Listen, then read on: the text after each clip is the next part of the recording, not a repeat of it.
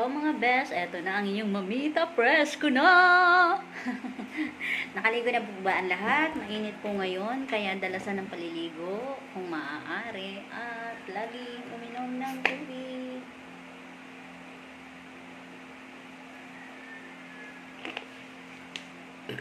Uy, nag-work. Excuse me. So, share ko lang. Nakausap kasi ko nung nakaraan. So, parang ang napag-usapan namin, yung tungkol ba sa mga generation ngayon, sa kabataan ngayon. Sabi, ibang-iba na nga raw ang kabataan ngayon.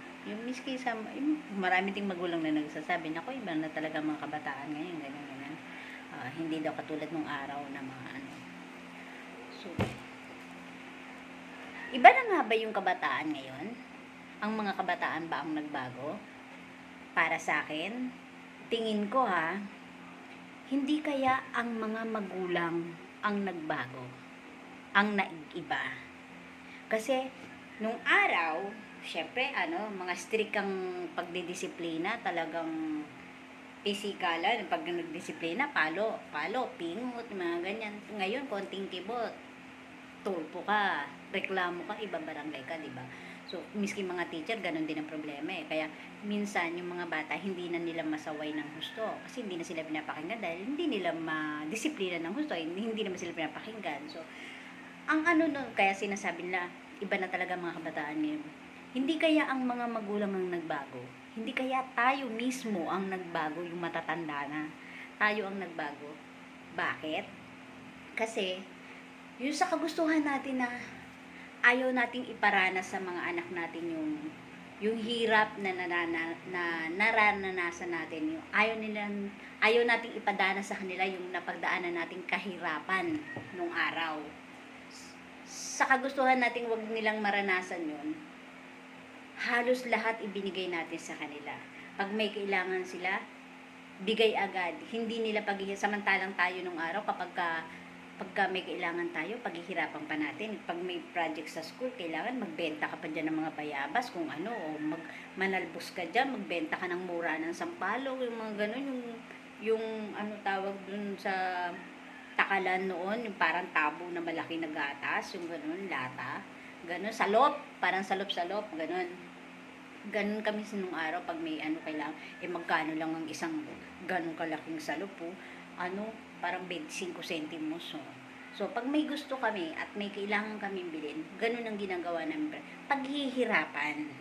Ngayon kasi, ang ginawa natin ng mga magulang ngayon, dahil ayaw nating maranasan nila yung hirap na ganun, ibinibigay na lang natin sa kanila ng hindi na nila pinaghihirapan. Halimbawa, sinabi, kailangan namin ng ganyan, bigay.